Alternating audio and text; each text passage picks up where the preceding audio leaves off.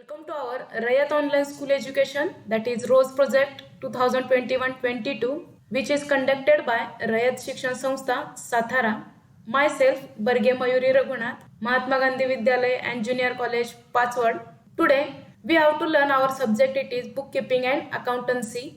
In that subject, the topic name is analysis of financial statement. We have to learn. In that topic, our content is comparative income statement. In that content, we have to learn meaning, methods and steps to prepare the comparative income statement and practical problem number 5 and practical problem number 6. First of all, we have to learn what is the financial statement analysis. In short, in the last lecture, you have to learn the meaning of financial statements and the limitations of financial statement, objective of financial statement analysis, and the financial statement format, vertical format of balance sheets. Financial statement analysis means what? The statement which are prepared by the business to find out profitability, efficiency, solvency, growth of the business. To judge the financial strength and status are called as financial statement. Financial statement analysis म्हणजेच काय, तर याच्यामध्ये या financial स्टेटमेंटवरून व्यवसाय business आपला find out करतो. व्यवसायाची profitability, efficiency, solvency and growth of the business. And कशासाठी, तर जज करण्यासाठी व्यवसायाची फायनान्शियल स्ट्रेंथ कशी आहे आणि स्टेटस काय आहे हे बघण्यासाठी जे स्टेटमेंट प्रिपेअर केलं जातं त्या स्टेटमेंट्सना फायनान्शियल स्टेटमेंट असं म्हटलं जातं. These statement gives complete picture of financial position and managerial performance, and also financial statements are prepared for the purpose of presenting annual report. So बिझनेसचा जो काय अॅन्युअल रिपोर्ट आहे तो प्रेझेंट करण्यासाठी फायनान्शियल स्टेटमेंट प्रिपेअर केली जातात. आता हे financial statement कोण प्रिपेअर करतात, तर the financial statements are prepared by the profit concerns as well as not for profit concerns. म्हणजे बघा, ज्या पद्धतीने प्रॉफिट कन्सर्न्स फायनान्शियल स्टेटमेंट तयार करतात, तुम्ही 11th स्टँडर्डला बघितलंय, सोल ट्रेडर कन्सर्न बघितला, ते फायनल अकाउंट तयार करायचे. त्या पद्धतीने 12th कॉमर्सला तुम्ही फर्स्ट टॉपिक बघितला, पार्टनरशिप फायनल अकाउंट. याच्यामध्ये सुद्धा या ज्या प्रॉफिट कन्सर्न्स आहेत या फायनान्शियल स्टेटमेंट तयार करतात. त्यांच्यासोबतच नॉट फॉर प्रॉफिट कन्सर्न ज्या आहेत, ज्याला आपण क्लब्स, कॉलेजेस किंवा चेंबर ऑफ कॉमर्स हे ज्या काही नॉन फॉर प्रॉफिट कन्सर्न्स आहेत या सुद्धा फायनान्शियल स्टेटमेंट्स तयार करत असतात. म्हणजेच आता ही फायनान्शियल स्टेटमेंट कोणती, there are two important financial statement. Name is a balance sheet. It is also called as a position statement. And second, profit and loss account, and it is also known as an income statement. Financial statement analysis includes two aspects. First is analysis of data and second is interpretation of data. Analysis of data means it provides methodical classification of financial statement, and interpretation of data, it means explanation of meaning and significance of data. First of all, in that topic we have to learn income statement. In that income statement we have to learn vertical income statement. आत्तापर्यंत तुम्ही profit and loss account किंवा income and expenditure account ledger फॉर्मॅटमध्ये पाहिलेलं आहे. इथं तुम्हाला मी vertical income statement सांगणार आहे. याचा फॉर्मॅट कसा आहे, आपल्याला जे काय कम्पॅरेटिव्ह इन्कम स्टेटमेंट प्रिपेअर करायचे ते या व्हर्टिकल फॉर्ममध्ये प्रिपेअर करायचे. मग व्हर्टिकल फॉर्ममध्ये प्रिपेअर करायचं असल्यामुळं आपण त्याचा फॉर्मॅट आधी समजून घेऊया. Vertical income statement, company limited, जे काय कंपनीचं नाव असेल ते इथं राईट डाऊन करायचं आहे. नेक्स्ट आहे vertical income statement for the year ended 31st March every year. जे काय आपल्याला क्वेश्चनमध्ये सांगितलं असेल ते वर्ष आपण इथं राईट डाऊन करायचं आहे. नंतर particulars, amount rupees and amount rupees, इथं असे 2 कॉलम दिलेत. First is inner column and second is outer column. तर इथं व्हर्टिकल इन्कम स्टेटमेंट प्रिपेअर करत असताना पहिल्यांदा आपण इन्कम घेतोय. आता इन्कम कोणते, तर फर्स्ट आहे sales. Sales it is our income. Amount inner कॉलमला घेतली. सेल्समधून नेहमी सेल्स रिटर्न आपण काय करतो, लेस करत असतो. त्याची अमाऊंट सुद्धा इनर कॉलमलाच घ्यायची. सेल्समधून सेल्स रिटर्न वजा केले असता, लेस केले असता जी अमाऊंट मिळते त्याला आपण म्हणतो नेट सेल्स, आणि नेट सेल्स आपण आउटर कॉलमला घेतो. नंतर नेट सेल्स म्हणजे काय, तर या नेट सेल ट्रेडिंग अकाउंटच्या क्रेडिट साईडला जी काय आपण सेल्स घेतो त्याच्यातून कॉस्ट ऑफ गुड्स सोल्ड या लेस करत असतो.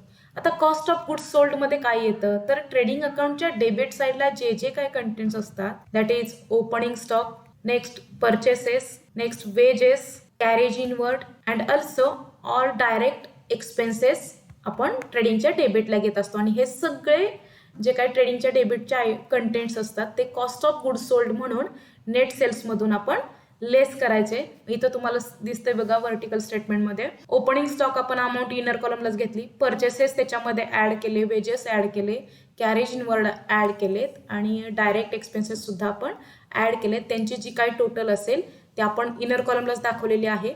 ही टोटल म्हणजेच कॉस्ट ऑफ गुड्स सोल्ड. आता ही cost of goods sold net sales मधून आपण काय करायचे, लेस करायचे. पण त्याच्या आधी आपल्याला क्लोजिंग स्टॉक आहे तो सुद्धा या कॉस्ट ऑफ गुड्स सोल्ड मधून लेस करायचा. जी अमाऊंट येईल ती तुमची असणार आहे net cost of goods sold. Net cost of goods sold outer कॉलमला आपण म्हणतोय. नंतर पुढची स्टेप आहे ती म्हणजे ग्रॉस प्रॉफिट. आता ग्रॉस प्रॉफिट तुम्हाला ब्रॅकेटमध्ये दिसतोय बघा, त्याचा फॉर्म्युला आहे net sales minus net cost of goods sold.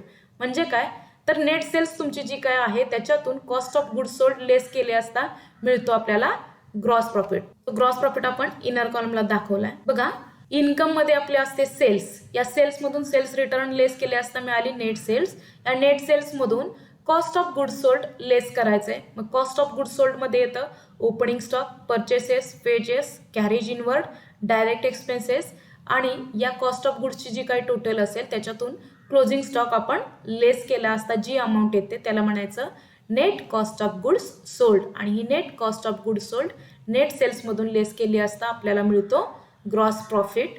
Gross प्रॉफिटची अमाऊंट आपण इनर कॉलमलाच ठेवतोय. आता या ग्रॉस प्रॉफिट मधून हा ग्रॉस प्रॉफिट नंतर आपण प्रॉफिट अँड लॉस अकाउंटच्या क्रेडिट साईडला घेत असतो. त्याच पद्धतीने अदर जे काही ऑपरेटिंग एक्सपेन्सेस असतात ते आपण ग्रॉस प्रॉफिट मधून लेस करतो. म्हणून पुढची स्टेप होते ग्रॉस प्रॉफिट मधून लेस ऑपरेटिंग एक्सपेन्सेस. तर ऑपरेटिंग एक्सपेन्सेस कोणते तर फर्स्ट आहे ऍडमिनिस्ट्रेटिव्ह एक्सपेन्सेस. म्हणजे कोणते तर ऑफिस एक्सपेन्सेस. ऑफिसमध्ये जे काही स्टेशनरी असेल, प्रिंटिंग आहे, पोस्टेज आहे, ट्रॅव्हलिंग आहे, कन्व्हेन्स आहे, हे जे काय ऍडमिनिस्ट्रेटिव्ह एक्सपेन्सेस आहेत हे सगळे ऑपरेटिंग एक्सपेन्सेस म्हणून घेतो आपण इनर कॉलमला मांडू. नंतर आहे फायनान्स एक्सपेन्सेस सुद्धा आपण ऑपरेटिंग एक्सपेन्सेस हेड खालीच घेतो. आणि लास्ट आहे selling expenses. Selling expenses means travelling expenses, carriage outward, हे जे काय सेल करण्यासाठी जो एक्सपेन्सेस येतो तो आपण सेलिंग एक्सपेन्सेस या हेड खाली घेत असतो. त्याची सुद्धा आपण अमाऊंट इनर कॉलमलाच घेऊया.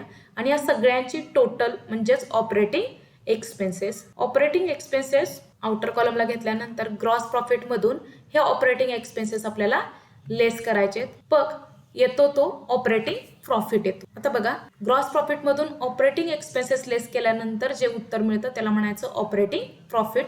ब्रॅकेटमध्ये मी त्याचा फॉर्म्युलाही दिलेला आहे gross profit minus operating expenses. त्याचं सुद्धा आपण अमाऊंट आउटर कॉलमलाच घेणार आहोत. या ऑपरेटिंग प्रॉफिटमध्येच आपण ऍड करणार आहोत नॉन ऑपरेटिंग इन्कम्स. आणि नेक्स्ट आहे त्याची अमाऊंट आउटर कॉलमला म्हटल्यानंतर दुसरं आहे नॉन ऑपरेटिंग एक्सपेन्सेस आपण लेस करणार आहे. पहा इथे ऑपरेटिंग प्रॉफिटमधून नॉन ऑपरेटिंग इन्कम ऍड करायचे आणि नॉन ऑपरेटिंग एक्सपेन्सेस लेस करायचे. आता हे नॉन ऑपरेटिंग म्हणजे काय तर नॉन ऑपरेटिंग इन्कम म्हणजे काय तर profit on sale of fix asset, dividend on shares. ते तुम्हाला थर्ड पार्टीकडून तुम्हाला काही इन्कम होत असतील तर ते आपण नॉन ऑपरेटिंग हेड खाली घेत असतो. आणि नॉन ऑपरेटिंग एक्सपेन्सेस म्हणजे कोणते तर loss on sale of fix asset असेल, तुम्हाला फाईन बसला असेल, पेनल्टी असेल, प्रिलिमिनरी एक्सपेन्सेस असतील, हे सगळे नॉन ऑपरेटिंग एक्सपेन्सेस या हेड खाली येतात. आणि हे दोन्ही इन्कम असतील नॉन ऑपरेटिंग तर ते ऑपरेटिंग प्रॉफिटमध्ये ऍड करायचे आणि एक्सपेन्सेस असतील तर ते ऑपरेटिंग प्रॉफिटमधून लेस करायचे. इथे एक कन्सेप्ट समजून घ्या. आपण नाव दिले नेट प्रॉफिट नाव दिलेलं नाही तर काय नाव दिलं ग्रॉस प्रॉफिटमधून ऑपरेटिंग एक्सपेन्सेस लेस केले असता आपल्याला मिळतो तो ऑपरेटिंग प्रॉफिट. कारण अजून नेट प्रॉफिट आपण तिथपर्यंत गेलेलो नाही. हा ऑपरेटिंग प्रॉफिट आहे, याला कधीही नेट प्रॉफिट म्हणायचं नाही. त्या ऑपरेटिंग प्रॉफिटमध्ये नॉन ऑपरेटिंग इन्कम ऍड करायचे आणि नॉन ऑपरेटिंग एक्सपेन्सेस लेस केले असता जी अमाऊंट मिळते त्याला म्हणायचं नेट प्रॉफिट बिफोर टॅक्स. आता आलं net profit but before tax. आता बिफोर टॅक्स का म्हटलंय तर अजून तुम्ही टॅक्स लेस केलेला नाही म्हणून नेट प्रॉफिट बिफोर टॅक्स आपल्याला मिळाला. नेक्स्ट आहे पर्सेंटेज दिली जाईल. ती पर्सेंटेज या नेट प्रॉफिट बिफोर टॅक्स वरती कॅल्क्युलेट केली जाते. जी अमाऊंट येईल ती नेट प्रॉफिट बिफोर टॅक्स मधून लेस टॅक्स म्हणून लेस करायची आणि फायनल तुम्हाला जे काय आन्सर मिळणार आहे ते असणार आहे net profit after tax. Net profit after tax तो आउटर कॉलमला तुमचा दिसणार आहे. हे तुमचं फायनल आन्सर असणार आहे. बघा पुन्हा एकदा इन शॉर्ट इन्कममध्ये असणार आहेत आपले सेल्समधून नेहमी सेल्स रिटर्न लेस करायचं. सेल्स रिटर्न लेस केले असता मिळते नेट सेल्स. या नेट सेल्समधून cost of goods sold less करायचे. Cost of goods sold less केले असता मिळतो ग्रॉस प्रॉफिट. या ग्रॉस प्रॉफिटमधून ऑपरेटिंग एक्सपेन्सेस लेस केले असता आपल्याला मिळतो ऑपरेटिंग प्रॉफिट. तर ऑपरेटिंग प्रॉफिट याच्यामध्ये नॉन ऑपरेटिंग इन्कम ॲड केले असता जर क्वेश्चनमध्ये आले तर, अदरवाईज नो. आणि नॉन ऑपरेटिंग एक्सपेन्सेस लेस केले असता जो मिळतो त्याला म्हणायचं नेट प्रॉफिट बिफोर टॅक्स. आणि या अमाऊंटवरती तुम्ही टॅक्स कॅल्क्युलेट करायचा. तो टॅक्स नेट प्रॉफिट बिफोर टॅक्समधून लेस केला. जे आन्सर मिळालं त्याला नाव देतो आपण नेट प्रॉफिट आफ्टर टॅक्स. या फॉर्मॅटनुसारच आपल्याला कंपॅरेटिव्ह इन्कम स्टेटमेंट प्रिपेअर करावं लागतं. याच्यामधील येणारे हे सगळे कंटेंट्स येतीलच असं नाही, पण या स्टेप्सनुसार आपण ते प्रिपेअर करू शकतो. व्हर्टिकल इन्कम स्टेटमेंट बघितल्यानंतर आपण बघतोय tools for financial statement analysis. Financial statement gives absolute figures of assets, liabilities, revenues, expenses and profit and loss of the business. Financial statement आपल्याला काय देतं तर absolute figures दाखवतं. कशाच्या? assets, liabilities, revenue, expenses, profits and loss of the business. In that financial statement we have to give two statement. It is first is balance sheet and second is account profit and loss account. balance sheet मध्ये आपल्याला काय दिसतं तर assets, liabilities आणि profit and loss अकाउंटमध्ये revenue, expenses and profit and loss of business. या financial स्टेटमेंटमधून आपल्याला absolute figures मिळतात. आपले ॲसेट्स किती, लायबिलिटीज किती, प्रॉफिट किती आहे, लॉस किती आहे. याच्यावरून आपल्याला त्या फायनान्शियल स्टेटमेंटचं ॲनालिसिस करावं लागतं. त्या ॲनालिसिस करण्याच्या टूल्स अँड टेक्निक्स आहेत. Which are the techniques for financial analysis? Comparative financial statement, next common size statement, and third cash flow analysis. There are three techniques of financial statement analysis. In that techniques we have to see comparative financial statement. Comparative financial statement, it means comparative statement compares financial data at a 2 points of time and helps in a deriving the meaning and conclusions regarding the changes in a financial positions and operating results. First of all, we see the meaning of comparative financial statement, and the meaning is the statement showing financial data for 2 or more than 2 years placed side by side to facilitate comparisons are called comparative financial statement. Methods of comparison of financial statement. First is comparative balance sheet and second is comparative income statement, and today we have to learn about the comparative income statement. Comparative income statement, it means the income statement shows the net profit or a net loss.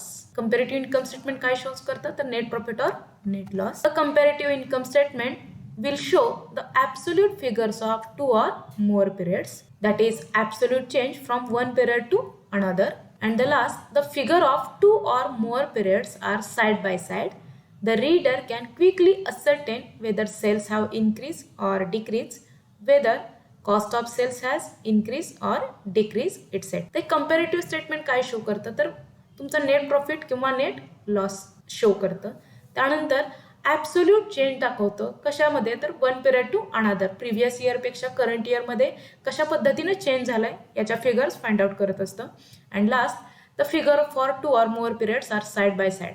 एका बाजूला एक मांडल्यामुळं काय होतं तर रीडरला quickly conclusions आहे तो काढू शकतो की सेल्स हॅव इन्क्रीज और डिक्रीज, म्हणजे सेल वाढली किंवा कमी झाली, कॉस्ट ऑफ सेल्स इन्क्रीज झाली किंवा डिक्रीज झाली, किंवा अजून जे काय त्याला रिझल्ट्स आहेत नेट प्रॉफिट करंट इयर आणि नेट प्रॉफिट प्रिव्हियस इयर यांचं कंपॅरिझन तो इझिली करू शकतो.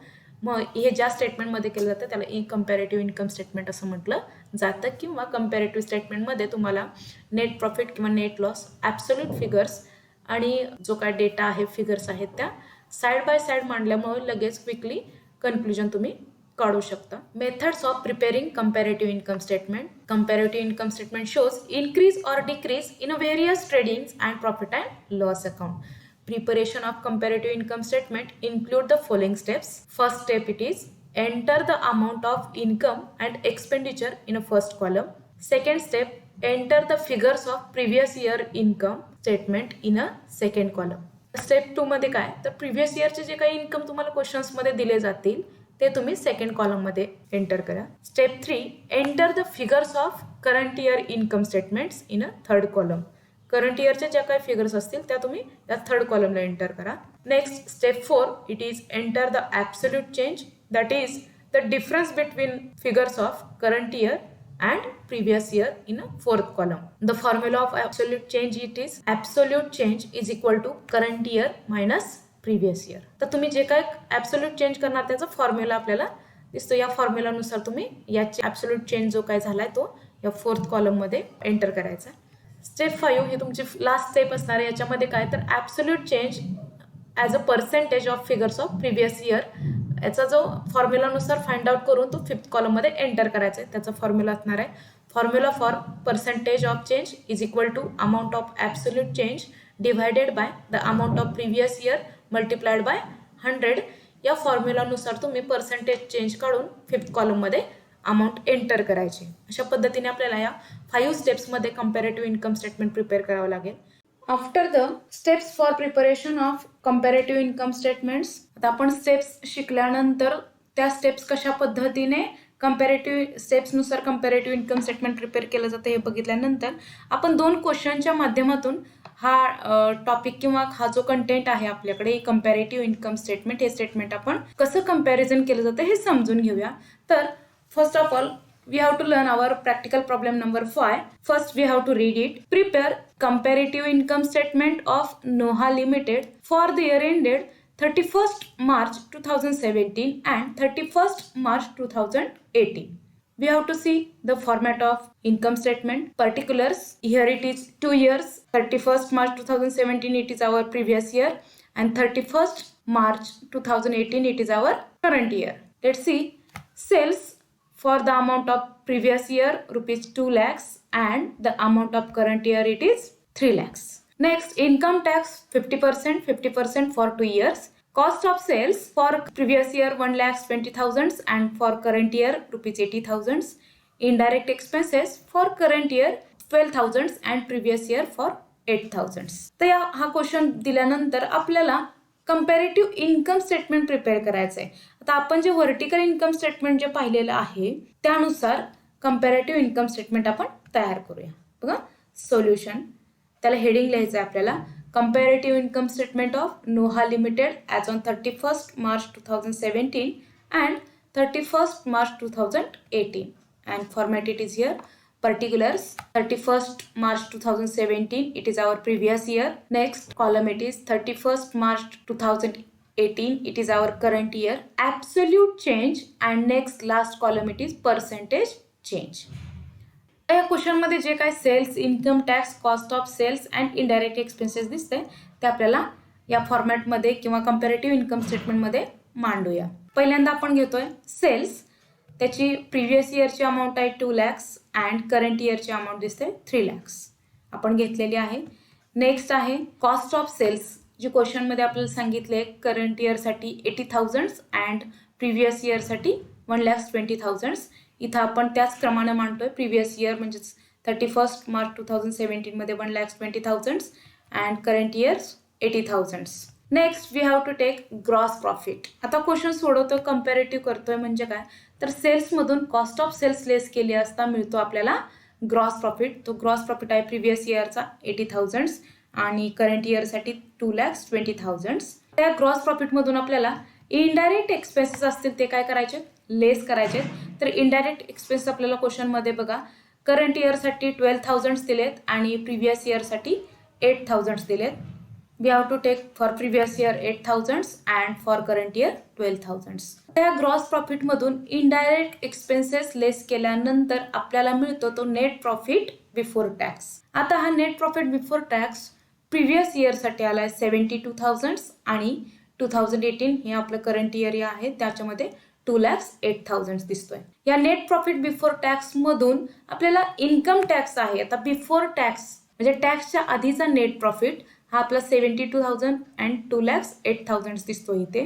त्याच्यातून इन्कम टॅक्स आपल्याला कॅल्क्युलेट करायचे किती टक्के, 50% क्वेश्चनमध्ये सांगितलंच आहे त्या पद्धतीने आपण घेतला 50%. आता हा 50% कोणत्या अमाऊंटवरती कॅल्क्युलेट करायचा तर नेट प्रॉफिट बिफोर टॅक्सवरती 50%. मग तो आला 72,000 वर 50% ने अमाऊंट मिळाली आपल्याला 36,000 अँड 2 lakhs 8,000वर अमाऊंट मिळाली 1,04,000. इन्कम टॅक्स आपण कॅल्क्युलेट करून इथं डायरेक्ट नेट प्रॉफिट बिफोर टॅक्समधून लेस करायचं आहे.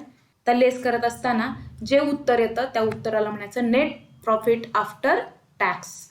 आणि हा नेट प्रॉफिट आफ्टर टॅक्स सुद्धा येणार आहे 36,000 आणि करंट इयरसाठी येतोय 1,04,000.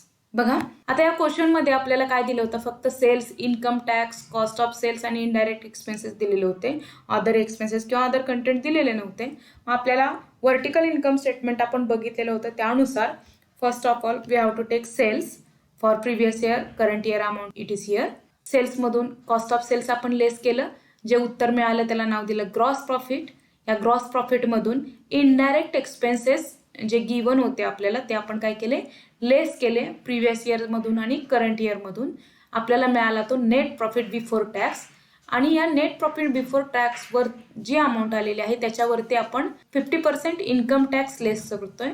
तो आहे प्रिव्हियस इयरसाठी 36,000 आणि करंट इयरसाठी 1,04,000. आता नेट प्रॉफिट बिफोर टॅक्समधून 50% इन्कम टॅक्स लेस केला असता आपल्याला अमाऊंट मिळाली net profit after tax. Net profit after tax आला 36,000 अँड 1,04,000. हे दोन कॉलम आपण केल्यानंतर पुढे येतो कॉलम तो म्हणजे ॲब्सोल्यूट चेंज. आता याचं कंपॅरिझन करायचं आपल्याला. प्रिव्हियस इयर अँड करंट इयरचं कंपॅरिझन करत असताना नक्की किती चेंज झालेला आहे करंट इयरमध्ये प्रिव्हियस इयरपेक्षा. म्हणजे काय तर करंट इयरचं प्रिव्हियस इयरची कंपॅरिझन करून ॲब्सोल्यूट चेंज फिगर सर्च करायचे. आता इथं बघत असताना पहिल्यांदा ॲब्सोल्यूट चेंजचा फॉर्म्युला आपण बघूया. वर्किंग नोट मी इथं केलेली आहे. फक्त सेल्सचा आपण बघूया, बाकीच्या अदर कॉलम या फॉर्मॅटनुसार आपण करू शकतो. किंवा अदर कंटेंट जे आहेत कॉस्ट ऑफ सेल्स आहे, ग्रॉस प्रॉफिट आहे, इनडायरेक्ट एक्सपेन्सेस आहेत, net profit before tax, income tax, net profit after tax आहे. यांचं कॅल्क्युलेशन आपण या फॉर्म्युलानुसार करणार आहोत. मी फक्त तिथं एकच वर्किंग नोट तुम्हाला दाखवलेली आहे. Absolute change in sales is equal to current year minus previous year and current year sales it is 3 lakhs and previous year sales it is 2 lakhs and the difference between these 2 years rupees 1 lakhs. आता बघा current year आणि previous इयरची जी cells amount होती त्याच्यामध्ये difference मिळाला आपल्याला 1 lakhs. हा 1 lakhs आपण absolute चेंजच्या कॉलममध्ये घेऊया. आता याच पद्धतीने आपल्याला cost of sales, gross profit, indirect expenses यांचं सुद्धा कॅल्क्युलेशन करायचं आहे. आता इथं कॉस्ट ऑफ सेल्स बघत असताना करंट इयरमध्ये म्हणजे 2018मध्ये 80,000 दिसत आहेत आणि मागच्या वर्षी प्रिव्हियस इयरला आपले 1,20,000 दिसते कॉस्ट ऑफ सेल्स. म्हणजेच काय तर चालू वर्षामध्ये करंट इयरमध्ये ही अमाऊंट कमी झाली. याचा अर्थ आपलं उत्तर येणार आहे निगेटिव्ह साईनमध्ये. मग निगेटिव्ह साईनमध्ये उत्तर येणार असेल तर निगेटिव्ह साईन न घेता आपण ब्रॅकेटमध्ये त्या दोन्हीतला फरक घेऊया 40,000. म्हणजे काय तर कॉस्ट ऑफ सेल्स करंट इयरला डिक्रीज झालेली आहे प्रिव्हियस इयरपेक्षा. नंतर आहे ग्रॉस प्रॉफिट. हा करंट इयरला दिसतोय 2,20,000 minus 80,000 amount it is 1,40,000 absolute change. Next indirect expenses it is 4,000. Net profit before tax it is 1,36,000.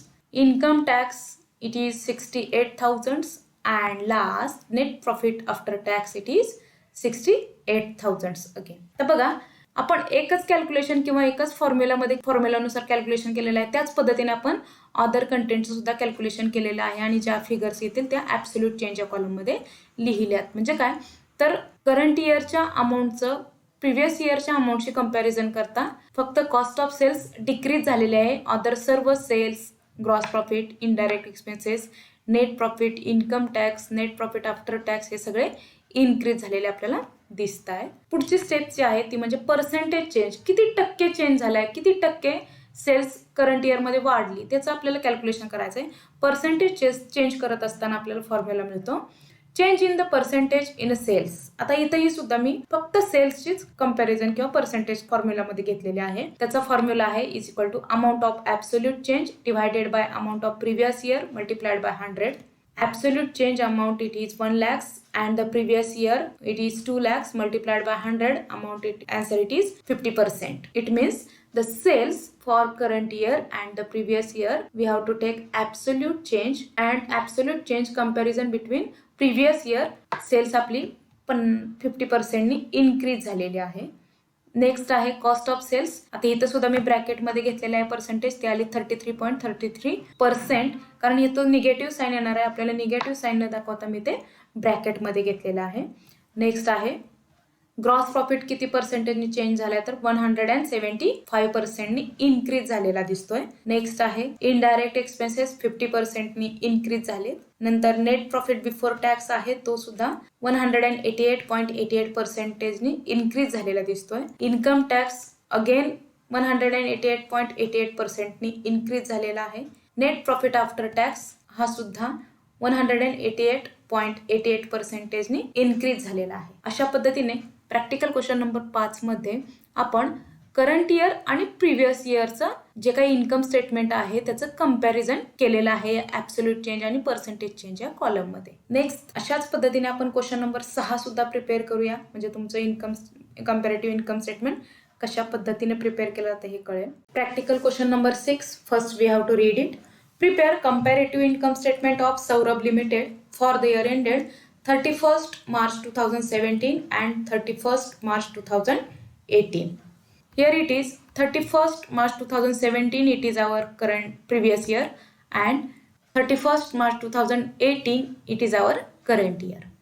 Sales for previous year 4 lakhs and for current year 6 lakhs. Indirect expenses for previous year 16,000 and for current year 24,000. Cost of sales for previous year 24,000 and for current year 56,000. And the last income tax, it is for 2 years 50%. We have to solve this comparative income statement of Saurabh Limited as on 31st March 2017 and 31st March 2018. Format it is here. Particulars 31st March 2017, it is our previous year.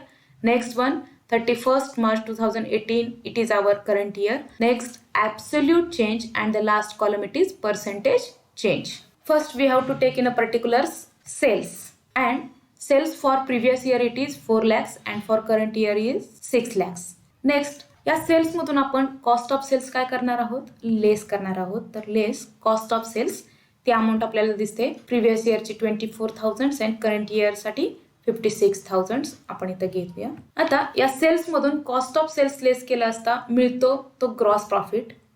हा gross profit आलाय previous year साठी 3,76,000 and for current year 5,54,000. हा gross profit कसा आलाय तर या 4 lakhs मधून 24,000 deduct केले, लेस केले, आन्सर मिळालं 3,76,000. Same as it is here 5,44,000 sorry, it is our gross profit.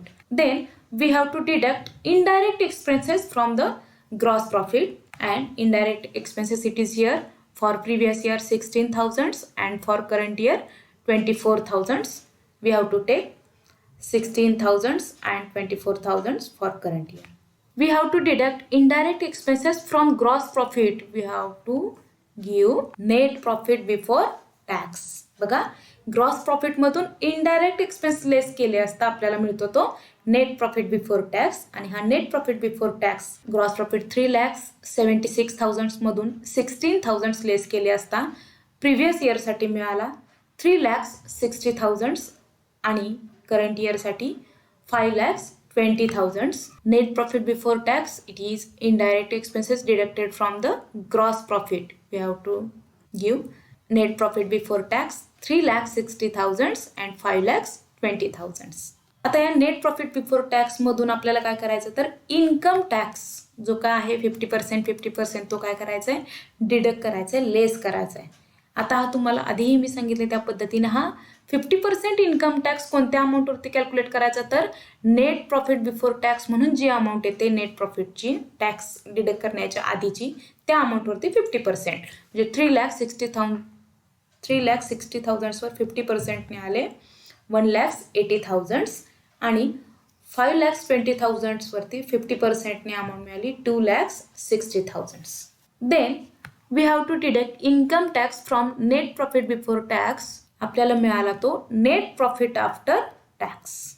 Net profit after tax हा प्रिव्हियस इयर साठी मिळाला 1,80,000 अँड करंट इयर साठी आला तो 2,60,000. अशा पद्धतीने आपण काय केलं तर सेल्स, कॉस्ट ऑफ सेल्स हे काही इन्कम अँड एक्सपेंडिचर अकाउंटचे जे काय कंटेंट्स होते थोडक्यात ट्रेडिंग आणि प्रॉफिट अँड लॉस अकाउंटमध्ये जे कंटेंट्स असतात ते आपण इथं मांडून घेतलेले आहेत आणि त्यांच्या प्रिव्हियस इयरचे अमाऊंट करंट इयरच्या अमाऊंट्स मांडलेल्या आहेत. सेल्समधून कॉस्ट ऑफ सेल्स लेस केला असता मिळतो तो ग्रॉस प्रॉफिट. या ग्रॉस प्रॉफिटमधून इनडायरेक्ट एक्सपेन्सेस लेस केले असता मिळतो net profit before tax. Net profit before टॅक्सवर 50% इन्कम टॅक्स कॅल्क्युलेट केला दोन्ही वर्षासाठी, प्रिव्हियस इयरसाठी आणि करंट इयरसाठी सुद्धा. जे उत्तर मिळालं त्याला नाव दिलं finally net profit after tax. 1,80,000 for previous year, 2,60,000 for current year. आता नेक्स्ट कॉलम आपल्याला दिसतोय ॲब्सोल्यूट चेंज. ॲब्सोल्यूट चेंज बघत असताना working note number 1 absolute change in a cells. आता इथं फक्त आपण सेल्सच कॅल्क्युलेशन दाखवलेलं आहे, त्याचा फॉर्म्युला आहे ॲब्सोल्यूट चेंज. याचे जे फिगर्स फाइंड आउट करायचे आहे त्याचा फॉर्म्युला आहे absolute change in a sales is equal to. आता हा फक्त सेल्ससाठी असल्यामुळे मी फक्त इथं सेल्स म्हटलंय. तुम्ही ज्यावेळी पुढचं कॅल्क्युलेशन करणार आहात, कॉस्ट ऑफ सेल्स असेल, ग्रॉस प्रॉफिट असेल, त्यावेळी इथं नाव चेंज करून घ्या. Is equal to current year minus previous year. For current year 6 lakhs and previous year 4 lakhs. 6 lakhs minus 4 lakhs. Answer it is 2 lakhs. Sales absolute change आपण इथं घेतोय 2 lakhs. आता पुढचं हे कॉस्ट ऑफ सेल्स याचं सुद्धा 56,000 minus 24,000. Difference it is here 32,000 and the figure of absolute change it is 32,000. Next one gross profit, it is absolute change 1,68,000. Indirect expenses it is 8,000. Net profit before tax it is 1,60,000. Income tax it is 80,000 and the net profit after tax it is again 80,000. We have to see the absolute change for sales figures. Absolute change figures for sales 2 lakhs, cost of sales 32,000, gross profit 1,68,000 and indirect expenses it is 8,000. We have to see. आता इथं बघा कुठल्याही अमाऊंटला negative sine आलेलं नाही. म्हणजेच काय तर आपलं करंट इयरचं प्रिव्हियस इयरशी कंपॅरिझन करता करंट इयरमध्ये हा सगळ्या व्हॅल्यू इन्क्रीज झालेल्या आहेत. म्हणजेच काय तर ॲब्सोल्यूट फिगर्स आपल्या सगळ्या पॉझिटिव्ह साईनमध्ये आल्यात. म्हणजेच काय तर पर्सेंटेज चेंजमध्ये सगळे कंटेंट जे आहेत इन्कमचे आहेत आपले ते इन्क्रीज झालेले दिसून येत आहेत करंट इयरमध्ये प्रिव्हियस इयरपेक्षा. आता या पर्सेंटेज चेंज बघत असताना अगेन आपण इथं change in a percentage in a sales त्याचा फॉर्म्युला आहे is equal to amount of absolute change divided by amount of previous year multiplied by 100 and here it is the absolute change for sales 2 lakhs and the previous year amount of sales is 4 lakhs multiplied by 100. Answer it is 50%. Here it is sales have increased by 50%. Next, cost of sales have increased again 133.33%. Gross profit is increased 44.68% and indirect expenses also increased 50%. Net profit before tax increased by 44.44%. Income tax again increased 44.44% and the final net profit after tax it is also increased 44.44%. मग या एक्झाम्पलमध्ये current इयरचं comparison previous इयरशी केलेलं आहे. हे current year आणि previous इयरचं comparison करताना दोन्ही column side by side मांडलेले आहेत. त्याच्यानुसार जो काय फरक आहे तो आपण ॲब्सोल्यूट चेंजमध्ये त्या फिगर्स डिक्टेट केलेले आहेत, इंडिकेट्स केले आहेत.